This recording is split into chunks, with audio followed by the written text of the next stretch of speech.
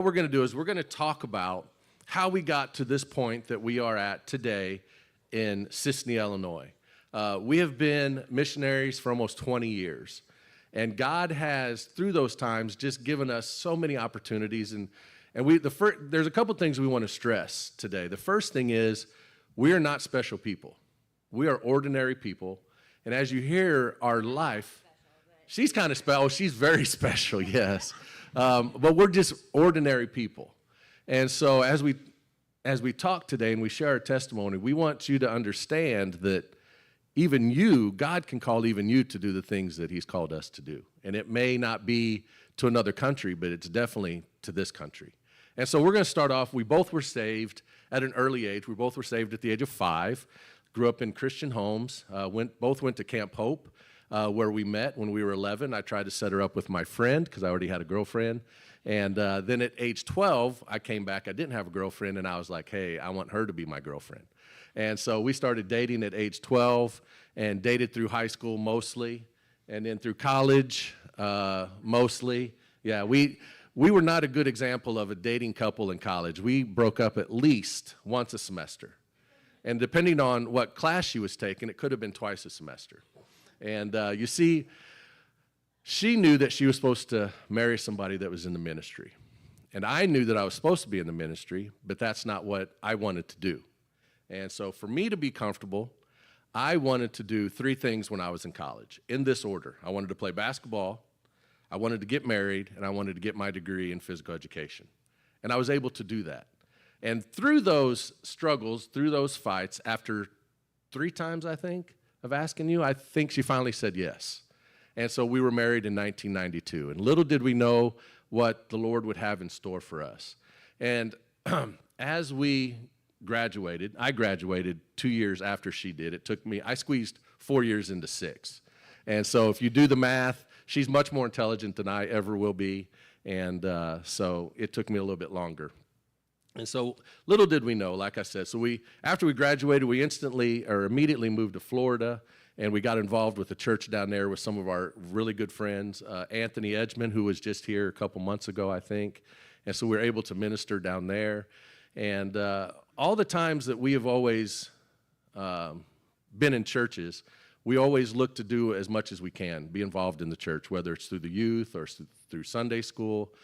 Because for me, that sort of filled that hole of me being a ministry. Because when I was in college, like I said, I knew I was supposed to be in the ministry, but I didn't want to do that. And so if I taught a Sunday school or if I helped with the youth or worked in the sound booth, that was my ministry that I was doing, and that would take care of it.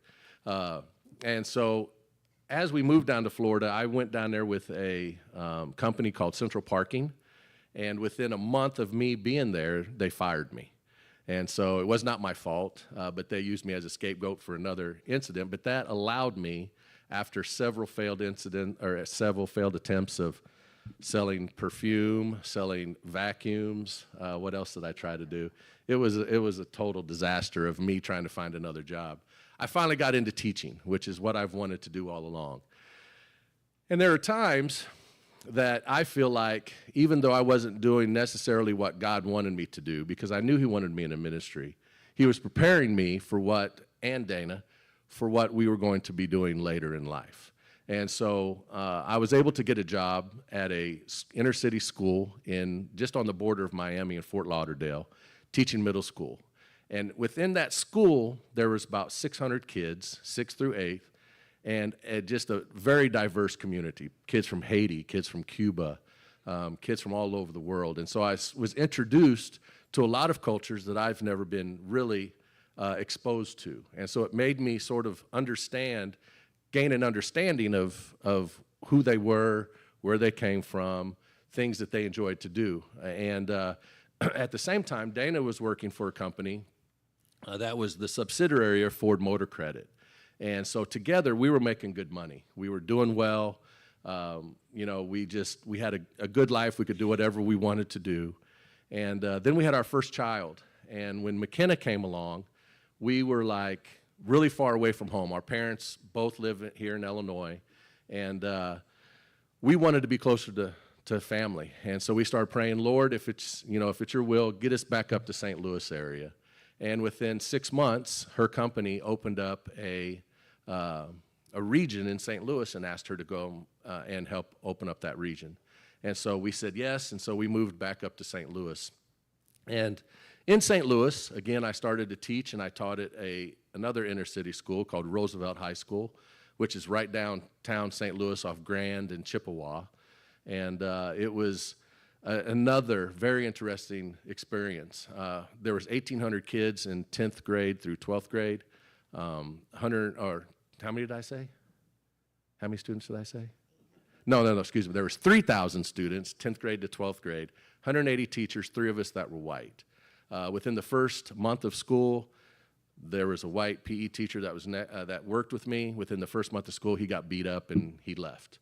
And it was a very, very rough school, gang-ridden, but again, very diverse. And at that time in America, they were sending people from Bosnia into St. Louis. And so I had Bosnians, I had people from Asia, I had African Americans, I had just very little white students.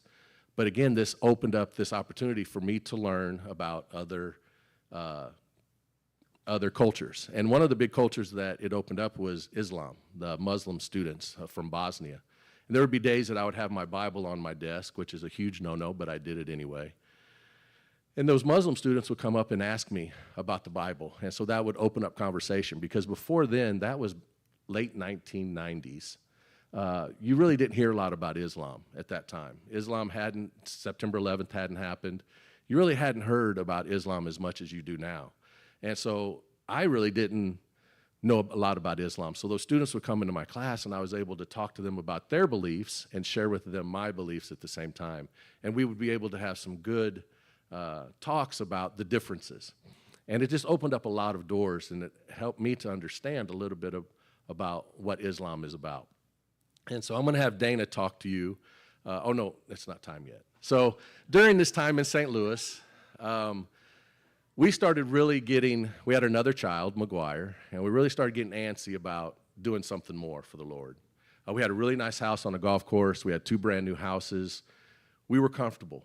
Again, we could afford anything we wanted to, and we just knew that we weren't doing what we were supposed to do. The Lord really started to speak to me about, hey, I want you in the ministry. You need to be doing something more.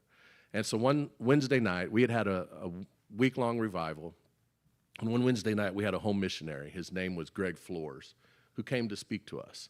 And the whole week, his theme was, what's your excuse for not doing God's will in your life? And I knew the excuse in my life, and I knew the excuse in Dana's life, because she wanted to be in the ministry, but the excuse that we didn't was because of me. I didn't feel like that's what I wanted to do. It was all about me. And during that week, the Lord just broke me down. And I was in the sound booth, and it got to the point on Wednesday night that I knew that I just couldn't take it anymore. And so after the service, Brother Floors asked anybody, if you feel like God is speaking to you, please come forward. And I left the sound booth and came forward and met my dad and my pastor at the front. And we sat down and we prayed. And I told them, I feel like God is moving in our lives, and we need to make a huge change. And that huge change was, we need to move back to Nashville so I could go back to school and I could start to have some pastoral training classes. And my pastor said, oh, this is awesome, Brother Bill Crank. And which I saw him a couple weeks ago, so he remembered this. And so he said, that is awesome, and we're going to help you as a church, and we're going to hold you accountable by you standing up in front of us and telling us what to do, and then we're going to help you guys with that. And I said, that's awesome, Brother Bill. And I'm sitting there thinking, oh, no, I haven't told my wife this. And so as I stood up, I realized my wife's not even in here. She was in the nursery with our son. And so I was like, I don't know if my legs were shaking. And I was like, I don't know if I can do this. But he gave me the strength. God gave me the strength. And so I stood up and I said, I just want everybody to know, I feel like God's calling us into the ministry. And as soon as I said that, I saw my cousin jump up and run to the back. And she went into the nursery, and she went in, and Dana, I'll let you go from here. What happened from there? So his cousin actually was one of my, I'm just going to take this off here. So his cousin was actually one of my best friends. So she just practically busted down the door and runs in there. She's crying, and she comes in and hugs me, and I'm thinking, okay, what's going on? And she just gives me this great big hug. And she was like, I'm so excited. And I went, oh, I'm about to become a pastor's wife. Not that that's a bad thing, because it's not. But I was like, okay. Like, Reality hit. here we go. Like, game on. This is about to happen. But what God had been doing in my heart, he had worked quite separately in us. Like, he had worked in Darren's life, and then he was also working in mine, because at that time I worked, so we lived in the Illinois side. So we lived up by Collinsville, Maryville, up in there. And I drove all the way across St. Louis, all the way into West County. I worked in Chesterfield. And so I had a huge commute. And I was in corporate America. I left the house. I dropped the kids off at daycare at 5:30 in the morning. And I would see them again at 7 when I came home. And I worked 6 days a week. And so God just gave me a ton of favor. And Ford Credit has a lot of deep pockets. And really use that in our lives to provide for us. So at that time, you want me to go ahead and tell that story? So at that time, Darren had already knows that we're going to move to Nashville. And I'm thinking, okay, this is interesting. So at that time, we had a 4-year-old and a 1-year-old. And we were doing really well, very set in our careers. But at the same time, I'm working a lot, and I have small kids, so I'm missing their whole life. I'm missing everything. And so I started praying to the Lord that if he would redeem that and he would give some of that back to me. And the Lord had been working in my life this whole time. I would use that time that I drove on my commute pretty much to have church in the car. And the Lord was using stories of the Bible to just really just bring my faith to a deeper level. And even just to convict me and weed out some of those things in my life that needed to be taken care of. As I grew up, I was the youngest of 4 kids, but we have a huge family gap. So my 3 siblings are all close together, and then I was the big surprise at the end. And so I watched them go through rebellion to my parents, rebellion to God. My brother was the oldest, and he was a complete prodigal child. Just ran the other way. If my parents said the sky is blue, he would say it was green, and off he went. And so I grew up very much that story in the Bible. And I was in my car one day, and that story was on the radio. They were sharing that story in the Bible, the prodigal. And the first time I ever saw myself in the story, and I was the brother. I was the brother that was angry because my brother would do that. He would come home. He'd get sober, and he'd come home, and I'd be so mad because my parents would just fall all over him. I had no compassion. I was that self-righteous, like, I'm so good. Look at me. I didn't do any of that. But the Lord just had to, cut that out of my heart because it really has no place in our lives. And you can't have that compassion for people unless the Lord just shows you your own rottenness and your own sin, and he reminds you. And then I was, that in the Beatitudes where it talks about blessed are the poor in spirit. Blessed are the people that know that God has forgiven them of much so that they can love and they can serve and they can be compassionate with people. And if God forgave me of that, then I can surely forgive you if you offend me. And I can lead you to a place where you can also have that same freedom, okay? So anyway, that's what the Lord was doing in my life before Darren answered that call that Wednesday night. And I was like, oh, hold on. One of you, Jesus or you, should have kind of told me this was coming. So we have a 4-year-old and a 1-year-old.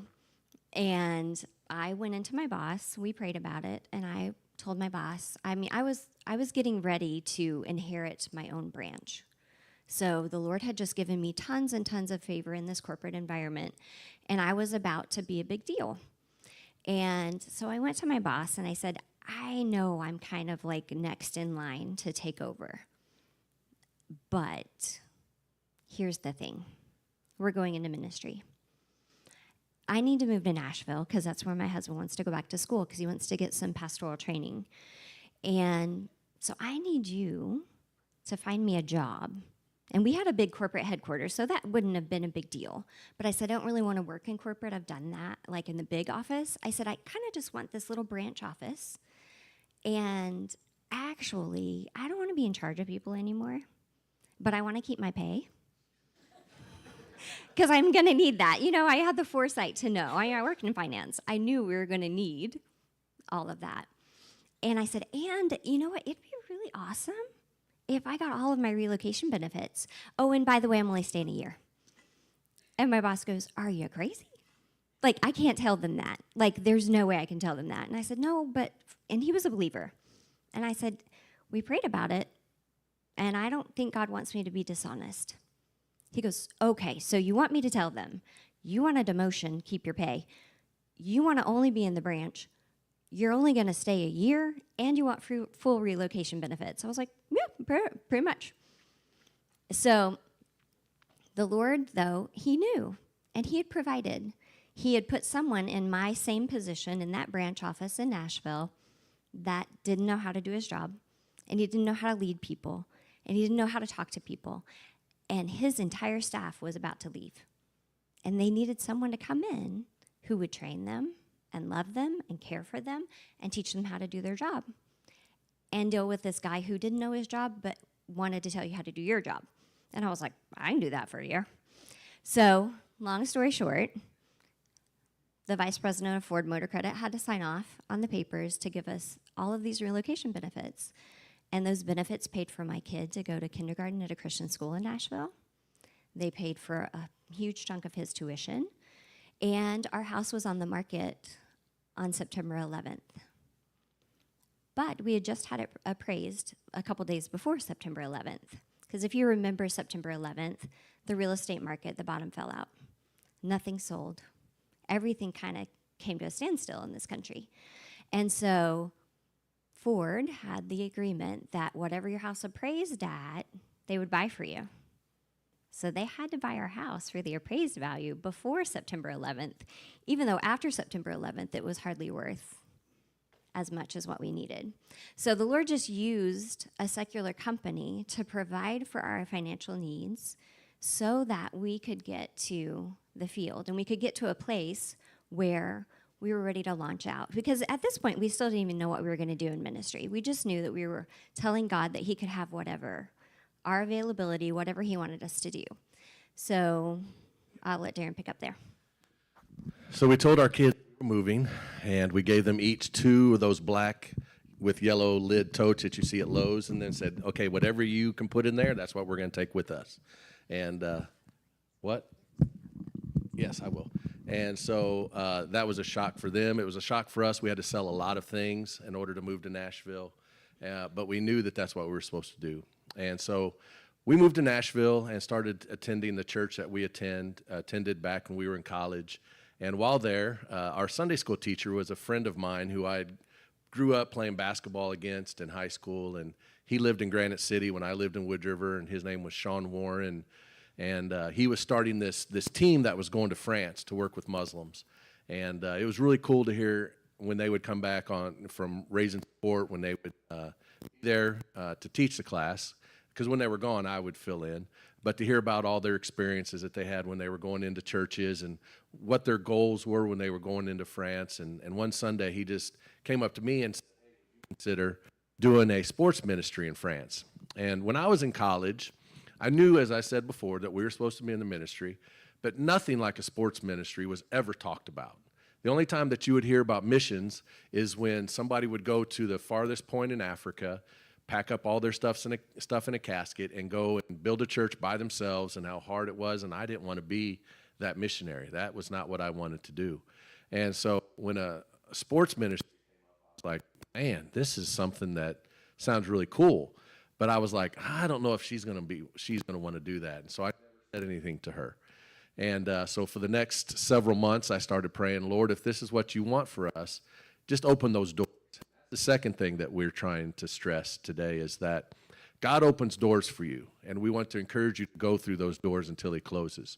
We've had a lot of doors opened, a lot of doors that we were like, oh, man, this is scary. Because at that point, we might have been comfortable or things going well at where we were. But those doors opened up. Sometimes taking that first step through the door can be very difficult. But you have to do that. You have to take that first step to get through that door. And so one night we had taken a perspectives class, and we were driving home from that perspectives class, which is a missions perspectives class. And I asked Dana, I said, would you consider going to France? And she got this smile on her face and said, I've been praying for that for a couple months. And I didn't know that. And so I was like, oh, this is incredible, God, how you work this out. And so we started talking and praying about it. And within a couple months, we had joined this team that was going to France to work with Muslims. And a lot of you know about that team because a little bit later on in our time there in France, Shane and Joy joined us when they were in language school. And they couldn't go to Africa because of the coup that had happened there. And so they came and joined us. And so we served alongside of them. And one of the goals for the team was that throughout our career, individual families would go into North Africa and live for 6 months, 9 months, a year, whatever, and learn a little bit about the culture and pick up some of their language. And so when we were in France, man, things were going well. We had ministry. We were talking to some people there that Shane and Joy are still talking to. We were able to hang out with them. I was coaching American football at the pro level with 8 North Africans. We had 2 Americans that came over to play, and they were believers also, so we were having Bible studies in our house. Things were going well. Then all of a sudden, my wife started praying that the Lord would move us into North Africa for a short time. And I'm like, oh, wait a minute now. You know, put the brakes on this. Things are going well. Why would we want to go there? I'd been to Algeria, but I'd not been to Morocco yet, and that's where she wanted us to go. And I'm like, things are going here so well here. You know, God is not going to move us there. And so she prayed for a good couple years, yeah, at least a year. And she would come up and she'd, look how cool this school is. You know, the kids could have a school there and you could possibly teach. And I was like, nah, I don't want to do that. And so one Christmas, we went off for vacation, and a family came in from Morocco to stay in our house while we were gone. And they left on a Sunday, and so they needed a ride to the airport. And I gave them a ride, and because we had a really nice team van that Ernie has probably ridden in a couple times. And they said, we noticed you have some sporting equipment in your garage. I was like, yeah, I used to teach PE, and I love to play sports. And I was playing hockey there at that time. And they said, well, you know, our school needs a physical education teacher and an AD. And I just sort of laughed, have your HR guy call me. And that was Sunday. Monday afternoon, he called me. And I was like, okay, God, what are you doing? And so they said, we want you to interview. We're going to fly you down to Morocco. You're going to stay here a week. We want you to teach a couple classes, and we want you to see if you like being here. And so I was like, hey, why not? Let's go to Morocco for free. You know, we don't have to pay for it, get that experience. I'm not going to say yes, and then we'll come back and continue life as it was. Because to be honest, we were a little bit comfortable. At that point in our ministry, like I said, things were going well. You know, we had our schedule, we had our routine. We were starting the center there in X, and things were going really well. And so I said, we can go ahead and do that for free, get the experience. We went down to Morocco, stayed with an incredible couple that had been there for a couple years. They shared with us the vision for Muslims, and they shared with us the vision for Moroccan Muslims. And we were able to meet a lot of Moroccan families, Moroccan students. And as I was teaching those kids, the Holy Spirit just started talking to me about, this is what you're supposed to be doing. And man, I didn't want to hear that, but through my time of there and teaching, I knew that that's what God wanted us to do. So on Friday of that week, they brought us in and said, we want to offer you a 2-year or 1-year contract. And I immediately signed it because I knew that's what God wanted us to do. So during that summer, we talked to Shane and Joy, or not that summer, but before that, we talked to Shane and Joy, said, look, we're leaving, you know, we'd love for you guys to come and teach with us there. They didn't feel called to do that. And so in the summer of that year, we said goodbye to X, which was really hard, very hard. I think both of us really loved Aix-en-Provence. If you've ever been there, it's a beautiful place to live. The people are incredibly nice. It's not like Paris. And it was just an incredible place. And as I said, we had a lot of ministry going on. But little did we know what the Lord had in store for us in Morocco. So we moved to Morocco and immediately started school there. And man, Morocco was just a whirlwind. We were only able to last 2 years there. But in that 2 years, we had so many things happen. We were outed as missionaries in the first 4 months. And for the next 20 months, we had basically our bags packed. We had contingency plans, not knowing what the next day was going to lead to. And it was just basically us having to rely on God in order to get through that time. But through that time that we were outed as missionaries, the door opened up for us to be able to talk to those students, because the majority of those students there were not believers. Even though the school was started by a Christian, and it was started for the purpose to be a city on a hill. I always want to say the wrong phrase, yes. A city on a hill. It was actually up on a hill that overlooked the ocean, overlooked the King of Morocco's summer beach house. And the founder was kicked out, wasn't allowed to come back in, and all these things started happening. In spite of that, we were able to have these conversations with these students, and they would ask, because things were written in the newspaper article about me that said I was a professional missionary, said that I was bribing students, said that we were paying them large amounts of money to become a Christian, say we were using a comic book that portrayed Jesus as a superhero. They said that we lived in a low-income area so that we could have influence on these students, on these kids, and none of that was true. And one of the things that we did immediately once all this information started to get out was I went across the street to an imam because we had a mosque right behind our house. He was a really good friend of ours, loved our family, loved our kids, always had us over for tea. And I asked him, I said, his name was Hajj. And so if you've heard that when they make the Hajj into Saudi Arabia, they get to add that name to their name. So his name was Hajj. And I asked him, Hajj, is any of this true? I know you've read it. I know you've seen it. Is any of this true? And he said, no, this is not true. We will do our best to protect you, because at that time, Al-Qaeda was really big in Morocco. And so we just basically had that assurance that our community in that area knew that we weren't doing what they said we were doing. But the school had security at our house. They said, hey, if you want to leave, we understand, but we just didn't feel released from that point. But through those next 20 months, we had conversation after conversation with Muslim families about why we believed what we did, why we were there. We were not there to coerce you. We're not there to force you. We can't force you to be a Christian. And they saw that we weren't there actually doing what we said, what the newspaper said we were doing. And so after 2 years, the school decided that they were going to change the philosophy of the school a little bit. You could not be a teacher there and receive funds from outside sources. And so or be with a mission agency, and there was no way that we were going to be in Morocco and not have that backup.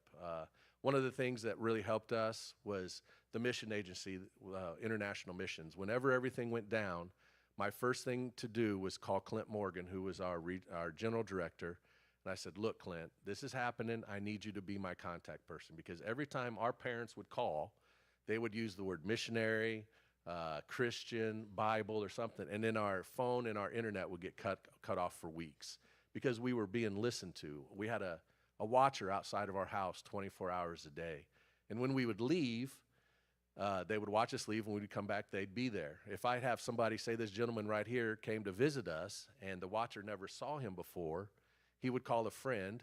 What's your name? Garrett? And Gary. That's my dad's name. And when Gary would leave, his friend would follow him to see where he's been. And so all of this pressure and all of this tension was building up. And so my mind went blank. Where was I going there? I don't know. Talking about that. What was I talking about? You know, when you get a certain age, you start to lose your mind. I do this at least one time. Huh? Yes. What? At least you're not up there. At least I'm not up there. At least it's not the service, yes. I know, I hear that, yes. Oh, yes, so we knew we hadn't been released, but the school was making all of these changes, and so we knew that our time was coming short. And our school, you only signed 1-year contracts, and so we were there for 2 years, and the school had a trend already of only keeping teachers for a year. So the turnover of teachers was really high. And the last year we were there was 80% of the teachers left. So that's a huge turnover. We think about an international school. So we came back to America, and we came back broken. We came back, not trusting anybody. We would sit in church. I would sit in the back corner, And anybody that would come in, I'd be watching them. I'd be, through the service, I'd be watching everybody. Because we had church in our house. We were blessed with a very large house for a very low price. And in Morocco, you had either very, very poor or very, very wealthy. You didn't have really the middle class. And so we would look at houses that were like almost, lean-tos, and we couldn't stay there. So the other houses, other options were a very nice house. So our living room and family room area was about a little bit bigger than this. So we would have 80 people in our house every Sunday. And again, we would have people watching those that came in and out of the house. You weren't supposed to have gatherings that big, but the way we would get by with it is after church, we would have a meal. And so if you have a meal, then you could have larger gatherings. So because if you didn't have a meal, you can only have people up to 15 people. So we would say, okay, we're having a meal. Everybody bring your leftovers, bring what you want. And we had a pool in the back. And we said, okay, and the kids would swim, and we would just all gather. After church, we would sing hymns. We would just talk. And because we had to rely on God, but we had a huge community there, a community that had to rely on each other as well. And if we knew that if something went down, that this couple was going to take care of this aspect, if this couple was going to take care of this aspect. Because what they would do is they would come in and they would find the husband wherever he was, whether he was in the house or he was out. They would take the husband and they would take him to the closest point of exit, which is either an airport or the border up in the north. And then they would leave the wife and the kids to fend for themselves. And so we knew this. And so we had all these contingency plans in store. And so when we came back to the States, man, we were toast. And we needed counseling, never did get it. And so for the next 3 years, we survived the States. I mean, it was tough. We had things that were a blessing to us that helped us get through it, but it was really tough. We really couldn't talk about it, and if we did talk about it to people, they couldn't understand, because if you've not ever been through that, it's hard to grasp the pressure and the intensity that was constantly going on, being at a restaurant, and the place is empty, but person comes in and sits right next to you because they want to listen to what you and the people that you're with are saying. And so we just started praying, Lord, get us through this period, because we know that, there are times in your lives that you have like, what's the word I'm looking for? What did you say? Struggles, okay? And after 3 years, we started to get to the point that we knew that it was time for us to get back out or do something else. I had served as the Hannah Project director for about a year. The funding fell out of that. And right around Christmas time at 2013, and had a new baby. We weren't doing well financially. Yeah, we didn't expect the baby. We weren't doing well financially. Yeah, which you'll see a picture of later. So I'm thinking, God, what are you doing? I mean, I remember getting the talk from Jeff Turnbow. He took me out to lunch and said, your job is no longer going to be a position that we're going to have. And he gave me some like schedule points of what to expect. And they said, you don't have to come in anymore. We just don't have the funding for you. And I'm thinking, okay, God, what are you doing? Well, on the way, I'm thinking, how am I going to tell my wife? We're pregnant. She's pregnant. I'm not pregnant. Oh, no, she was born, wasn't she? Again, when you get this old, right? It's hard to remember. We were having a child or had a child, one of the two. I don't remember. And, okay, we did have one. And so I'm like, okay, God, what do you want to do? What's the next open door? You provided the open door for France. You opened the door for Morocco. What next open door are you going to do for us? And one day my son was, we were all sitting around the dinner table, and my son just looked at us and said, he was getting ready to enter into the 9th grade. He said, if you guys ever go to a school that has a boarding program, I would be willing to do that. I would be willing to be a boarding student. And if you knew my son, at that time he was very awkwardly social, or socially awkward. Yes, get that right. Socially awkward. And we were like, this is a huge surprise. And he said, well, if I'm going to do this is something I need to do in order to better myself. And so that opened up so many opportunities. And after being in France for 6 years, Morocco for 2, both of them Francophone, French-speaking countries, God opened the door for us to go to Taiwan.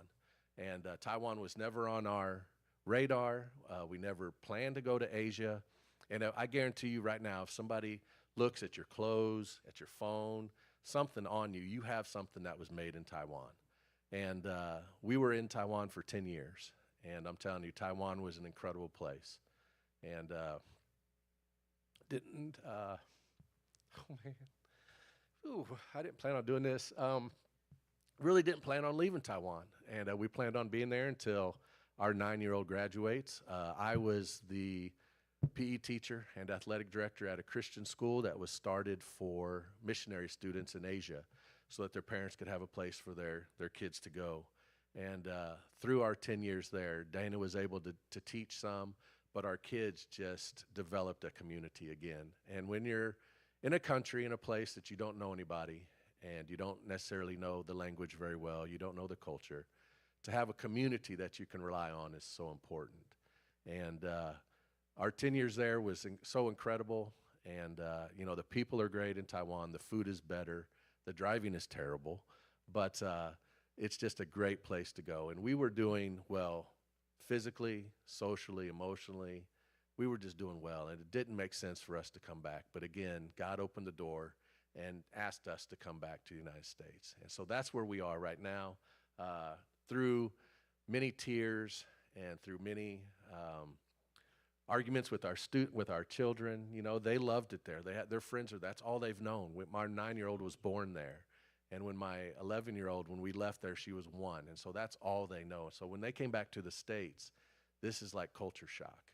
And it's culture shock for us too, because it's been so long. And so that's where we are right now. That's how we got to Sisney. And so in the service, you're going to hear about what our next step is and what doors God has opened up for us and what opportunities that he has. So we take 5 minutes to ask anybody if they have any questions. Anybody have any questions? Yes. No, we went to language school. She knew a little, enough to get her in trouble. And so we went to language school. I went for 2 years, and she went for a year and a half, yeah. So. But it was like a job. So we were in language school, in classes 8 hours a day. Language school was one of the toughest things I've ever done. I mean, learning another language at 30 years old was tough. And because in 2 years, you're supposed to go from nothing to fluent. And that's all you did was learn language. And I'm not a kind of guy that sits in a classroom and just has somebody teach to me. That was horrible for me. And what? Yeah, she loves it. She's a meeting kind of sit down and have somebody talk to you for days kind of person. Any other questions? No. So in Taiwan, the school was only in English, and so unfortunately, she learned a little bit of Chinese. My kids speak Chinese. I do not speak hardly. I can understand it, but I can't speak it. And so everything that I did was in English. And my day started at 7 a.m., and there were times that I wouldn't get home till 9 or 10, depending on what kind of games we had that evening and where I was traveling with the sports team. And so my life just centered around English. But I wish I wish I'd have learned Mandarin, especially coming back and seeing Asians here in this country and knowing what we're going to do in our next ministry. I wish I'd have learned it. Well, and I wish I would have gone all in. It's okay. I'm a super visual learner, so I need to see it. I need to be able to write it. And I was scared of learning characters because I was over 40. I had a 1-year-old, and I was pregnant. So it just really was not a conducive time in life to be trying to get my brain to work.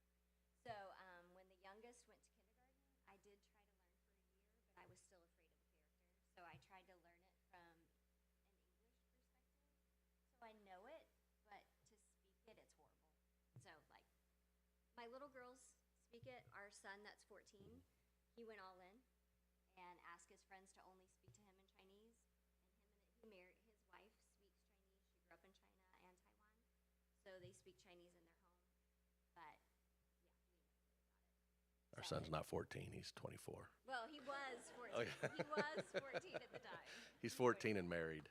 So He was 19 when he got married because of COVID, but he wasn't much older. yeah, he wasn't much older. Any other questions? There are political dangers right now. They have been for several, well, I mean, for 40 years, but we experienced our island while we were there being surrounded by China. There was one day right before the election, Dana was at a doctor's office. I was teaching, and our phones went off, and there was a missile alert, and the alert said, China launches missile. And so, man, my first instinct was like, let's get somewhere safety. So I run outside, I'm looking around, see, like, okay, we see this missile coming over. But, and then not only did we receive one, but we received two more messages within a 2-minute span. Well, come to find out, in Taiwan, the guy who input that message inputted as a missile instead of a satellite. They launched a satellite to intimidate Taiwan. And so put us all at like crazy. All the Americans were like freaking out, but the Taiwanese people were like, no big deal. The Mandarin was correct. Right. The English translation said missile. So there was this intensity there that at any moment China was going to attack. And they actually just blockaded the country again About a month ago. a month ago. And they just do that, tried to intimidate Taiwan. But 6 years ago, we started living with a bag. We had our go bag Mm-hmm. packed. So we always would make sure we had a change of clothing, pajamas, a pair of shoes that fit everybody, and some snacks in a bag. And then we had a wet bag, like our go bag, that could be, if it had to be in water, it was fine. Had all of our important papers. We kept 10,000 in U.S. cash and passports, important documents, anything that we can carry on our body. And the hope was when China attacks, because China wants to attack. Does anybody know why China wants to attack? One of the reasons now, other than they want to claim it, but there's their phone chips in your phone, the chips in your phone, huge company in Taiwan, and China wants it. And so that's one of the leading reasons why they want to overtake China or Taiwan. And so one of the hopes is that when they do that, they won't just destroy the island. And some fear that if they take over Taiwan, the first thing they're going to do is take out the airport. And so if they take out the airport, that means there would be no way for us to get off the island. And our school, unfortunately, did not have a contingency plan on what was going to happen. Their contingency plan was, well, we're just going to trust God. And when that happens, we'll figure out what's going on. And I wasn't really cool with that. And so I already had some experience, and they just didn't grasp the concept of, yes, God is in control, but he also gives you common sense, where you got to plan ahead. And so fortunately, it's not happened yet, but there are parents, Taiwanese parents, who are having to make that decision of when a male student turns a certain age and they have been in Taiwan up to that age, they have to serve in the military. And up until now, it's not been a real issue because there's not been a huge threat of China.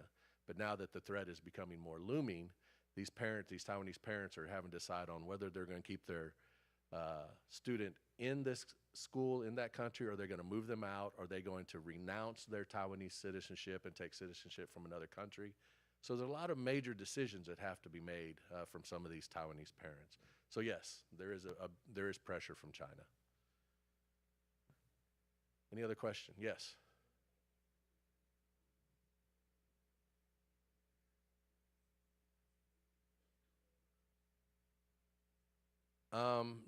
There were a couple of them that were, but no, as long as they weren't Moroccan, we could not have Moroccans into our house. If Moroccans were in our house, then they would have been jailed or worse for church, yes. But there was only a core of like 5 families that were identified when we were outed as missionaries also. It was those ones basically that lived off campus, and at that time, when we went out in France, we went out as the French Muslim team, and which was not a good name to name us. And so we immediately went on the internet to find all this stuff about us, and there were churches that had stuff all over about us, and that's how we were outed. Is some families hired a computer hacker who went out and found all this information on us, and then produced a website, sent it out to all the families in our school. So they were, but not. It sort of died down because the school agreed to certain circumstances with the government, or certain things with the government, and that took the pressure off of us a little bit, which is why they were getting rid of teachers, that had mission organizations. All right, anybody else? Time's about near. All right, thank you. And again, where are they? Well, Sean and Jill are in Arizona. The originals, Sean and Jill are in Arizona. Becky and Micah are in Oklahoma, and the Keeners are in Quebec.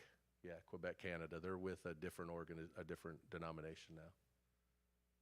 So, all right. Well, one thing we want to stress again is don't be comfortable and go through doors that God opens up. And we're going to talk about that later on as well. I want to thank you all, and let's close in prayer.